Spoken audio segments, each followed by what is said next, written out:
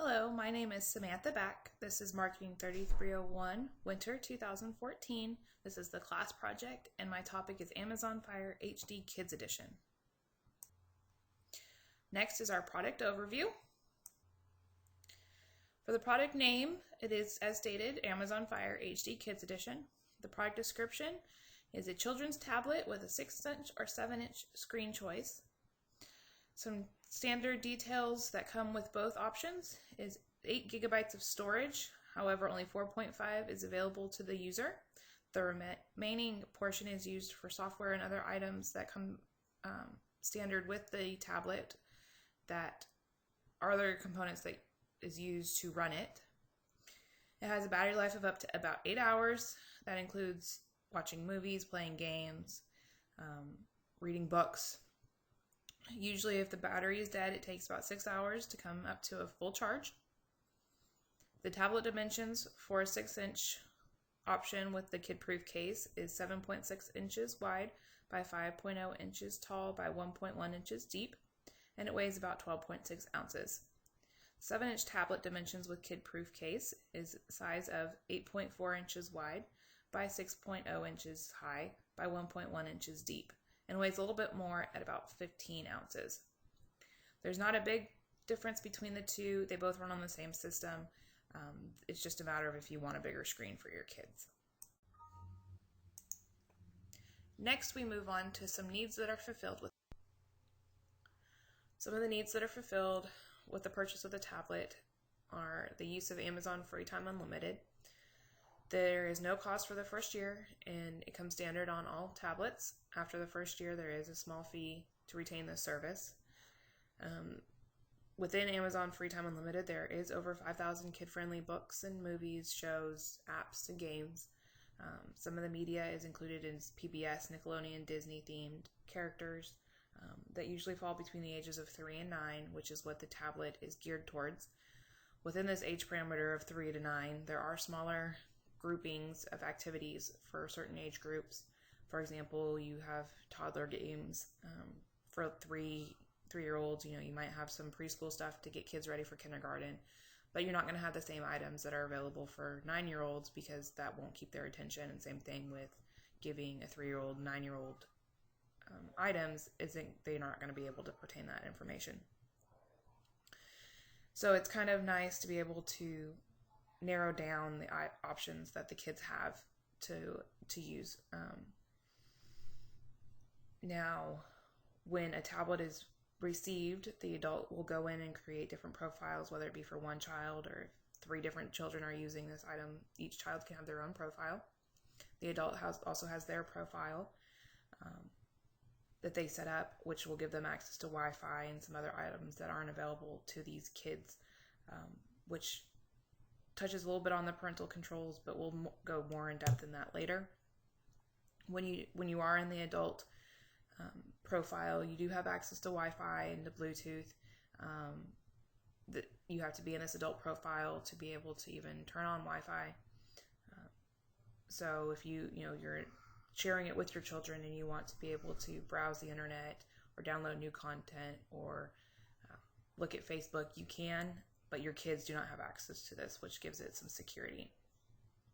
The tablet does have photo capabilities. It has 2 cameras, one in the front and one in the rear, for the kids to be able to take photos with their small tablet. And also, what's kind of nice is once they take a photo, they can edit it with stickers and other items. They can draw on it within the software. Some more needs fulfilled is, and this is really nice for people with younger kids, is there's a 2-year no-worry warranty. If your child breaks it for any reason within this 2-year period, all you have to do is return it to them and they will replace it for free. And they do back their kid-friendly case that helps with damage control. It's really soft and cushiony, so it's kind of nice having that warranty there to not have to worry so much about if your kid's going to break it right out of the box. Some more about parental controls is, like I mentioned, individual profiles. Adults and children have separate profiles for them to use, which is nice to keep content separate.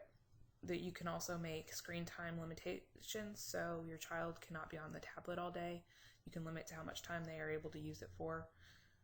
You can set educational goals for different age groups. If you want your toddler to be able to read and write, going into pre-K and kindergarten, then there's some educational apps out there to help. And also with it, the free Amazon free time, some of the things it blocks is access to the internet. Kids can't make in-app purchases, which is really nice compared to other tablets that are out there that kids might get a hold of and accidentally rack up a huge bill on their adult's account because this is not blocked. Location-based services will be turned off in free time, which means that somebody can't track the tablet, and you're not announcing to the world where your kids and the tablet is. Social sharing, meaning that they will not be able to get on any kind of social media sites, Facebook, any kind of Twitter or Instagram, which especially for younger kids, I don't believe is needed. So that's kind of nice. And then in the adult mode, you do have a password that is required for Wi-Fi connectivity. So that way, your kids don't go on some public network and be able to share a whole bunch of information. Is the Amazon Fire a Me Too imitator? Yes, it is. It's come out in the middle of the tablet boom. I mean, you have all these tablets that have come out now since Apple released their iPad back in 2010.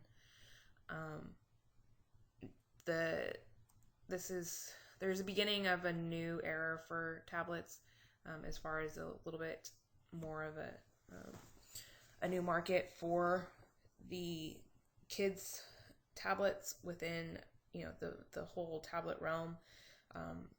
Before last year, there really wasn't actual full tablets marketed to just kids.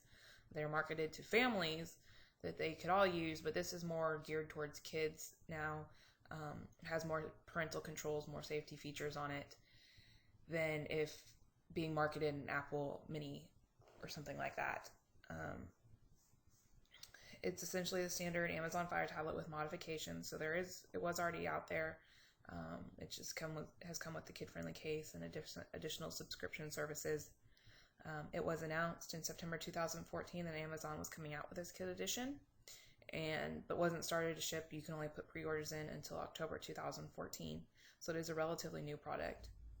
There are some other kid-specific tablet options out there. InnoTab by VTech. You have the LeapPad by Leapfrog and Nabi. There's also a Nabi 2 edition out there. These are some of the leading competitors besides some of the other big brand names that are more geared towards kids. Up until last year, these are more considered toys than an actual tablet per se, but they are starting to expand that market now. Some product market information. Some market data on the kid-specific topics was very difficult to find. The most I could find was an overall tablet and personal computer specifications. They don't have any information just specifically for kids' tablets out there because it is such a new specific market. But there does seem to be an upward trend of tablets geared specifically towards kids. And parents are now interested in buying their kids their own instead of having to share. If an adult wants their own tablet to be playing on at the same time or doing work on at the same time that a kid wants it, then that kind of takes a little bit of the stress away from it. Since I couldn't find specific data for a kids market, I did look up the overall tablet market that it currently exists. And I've provided some details for worldwide sales of tablets to the end users. In 2013, 195.4 million units were sold, and that is a 68% increase over 2012. So 2013 was a big year for tablet growth.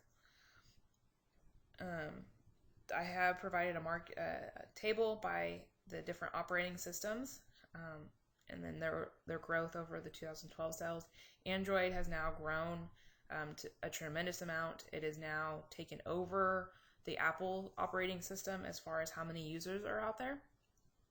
As you can see, Apple used to, in 2012, their market share was 52%, which has now become the minority instead of the majority.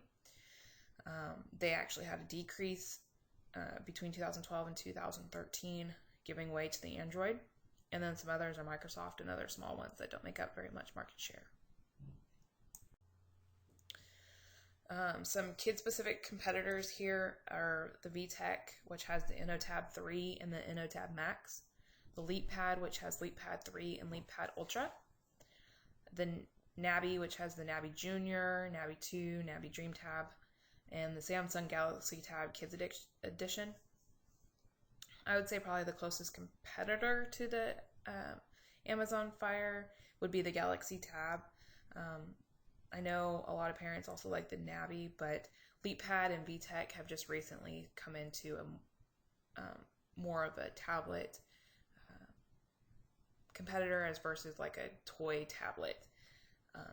Other competitors out there that people might be interested in instead of more of a kid-specific would also be the Apple for the iPad and iPad Mini, Microsoft Surface, Samsung Galaxy, and then just the regular Amazon Fire. These are not specific to kids, but I know personally I bought my son an iPad Mini instead of a kids edition, so that way he would get more use out of it down the road instead of having to buy him something later, an additional one later. So here is the total market share or total worldwide sales by vendor between 2012 and 2013. You can see Apple here once again went down. Then you have Samsung, which is the next biggest vendor, which has gone up. Their growth when they came out with the Galaxy Tab helped them tremendously. Their market share went up from 7.4% to 19.1% from 12 to 13. Asus stayed about steady. Amazon unfortunately went down from 12 to 13 with the introduction of Samsung. And then you have Lenovo and others in that category. But the biggest competitors are going to be Apple and Samsung within the tablet competition. Our target market. Some variables for the target market include a demographic. It's sold to, their target market would be both to male and female clients. You have mostly, it's going to be targeted to people married with children that they can either share among their kids, possibly with the family. But, usually, typically, they'll have one themselves and then be able to get their kids a tablet to play on. You also have separated with children. I would say usually single parents would need a higher income. With a higher income would be who they normally would target because this is a non-needed item. Geographic, it's going to be to the USA primarily. It can be used overseas with just what is already downloaded to the tablet. However, if you wanted to stream movies or shows, you have to be in the US to be able to do that over Wi-Fi. If you do travel overseas, unfortunately, this service will not work. The tablet itself will work, but not to be able to stream movies or shows. Also, it's going to be targeted to both urban areas and suburban areas. Usually urban areas, there's not too many maybe people with kids there, but those are the types of people that can usually afford the tablets. Those tend to be higher income families. So usually, they're more up on what's happening with technology and stuff. In suburban areas, you're looking at that those are where majority of families are, maybe not as higher of income, maybe not up, into technology as much as people in urban areas, but that's still where you're going to find most of the families that will be looking for tablets. Some behavioral variables For children, it can be used for education or entertainment purposes, which is really nice for to be able, to further the children's education through technology, since technology is such a big part of our world these days. It has educational tools and it helps prepare for school with different books, learning apps, educational videos, and then entertainment. If you're on a road trip and want to be able to entertain your kid, sometimes I'm guilty of this, but if you're at dinner and you want to keep your kid entertained so you can have a conversation and keep them from running around the restaurant, it helps with games and TV shows and movies, with stuff like that. Parents, it's kind of nice to be able, you're looking for people that are wanting it to be used. If no other device is present for browsing, you can use it give it to your kids when somebody needs a break or distraction. Some psychographics. You're looking primarily activities, interests, and opinions. These people that you're targeting like to be able, or have to work, obviously, to be able to afford miscellaneous items like this. They go to work, they like to take vacations, they like to be entertained, and they're very connected to technology. Usually people that aren't connected to technology won't care about items like this for their kids. Their interests are primarily family and their children, their happiness, and opinions are big on education. And they have to make sure that they make enough income for their family's future, and also to be able to make sure their children are comfortable. The Amazon Fire's marketing mix. Their marketing mix, their product offering, some of the features are the free time unlimited, which we had discussed before, that's geared specifically for kids. The first year is free, and there is a small fee afterwards for the subscription to continue. It includes books, movies, and TV shows, games, apps, stuff like that. There are front and rear cameras for the kids to be able to take pictures, and then they can edit them with the software that's included. They can use stickers, they can draw on it, stuff like that. There is the Wi-Fi and Bluetooth capabilities, but those are limited under the adult profile. And the 2-year no questions asked warranty is very nice and comforting for adults. It can be replaced if broken at any time within those 2 years. The product offering continued. This is kind of what the packaging looks like. It includes volume buttons on the sides, a stereo jack, microphone, front and rear facing cameras. It comes with a micro USB port for charging, a power button, and a speaker. Included in the packaging or the box would be the 6-inch or 7-inch tablet, the kid-proof case, which comes separate, and the tablet has to be inserted into the kid-proof case. It's not built in. You have your 5-watt power adapter to be able to plug it into the wall, and then you have your USB cable, kind of like an Apple iPad, which plugs from your tablet into either your computer or into the power adapter into the wall to charge, and then it comes with a quick start guide. Their marketing mix distribution, they're mostly direct distribution. Amazon, as everybody pretty much knows, is an online marketplace. This particular kit edition is only sold into the US. It's not sold overseas yet. And this gives them the justification for the direct distribution is it gives them control over where this tablet can go, who can sell this tablet. It lets them see the feedback on their website of any changes that they need to make, and it gives them control over who sells this. The indirect distribution, once again, is only in the U.S., and the only company that I was able to find that sold the Amazon Fire Kids Edition is Best Buy. You can get it both in store, and online. And some of the justification for the indirect distribution is it's side by side with their biggest competitors. With it being at Best Buy, people can actually walk in to the biggest retailer of tablets and see it in person. Since Amazon does not have any actual stores, this is nice if people want to be able to see it before they buy it. But it gives them more control with only having it in this one store and being able to sell it mostly online only. Their marketing and pricing, I've kind of listed out the two separate ones here. There's the 6-inch and the 7-inch. I was able to mostly find just information on the 7-inch.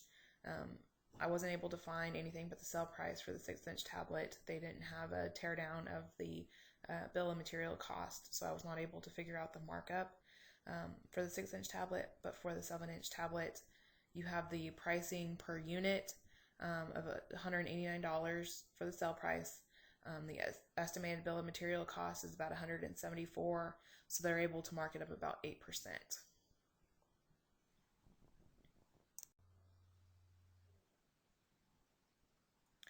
A marketing mix promotion, they advertise with a competitive product advertising. Direct is on their website, and then they also send out emails to all their members that have accounts with them, reminding them of the product. If they, for some reason, they're running a special on it, they'll send out an email. Indirect, they do have TV advertising. I've looked up an advertisement, and they had it a couple days ago, right before Christmas, with a TV commercial from a TV series promoting the product. Some other media types, like I've mentioned, is TV, the internet. If you look up, Amazon Fire Kids Edition, there are lots of search engines that will pop that up first. And then there is some very limited publicity in magazines for this specific product. Publicity, their website, they have customer reviews on their website. Amazon customer reviews are very, very helpful for products. They do have mostly good reviews for this product, so that there is some very good publicity for it. And then social media and Pinterest, they don't necessarily have their own accounts on these social media websites, but they are mentioned through word of mouth.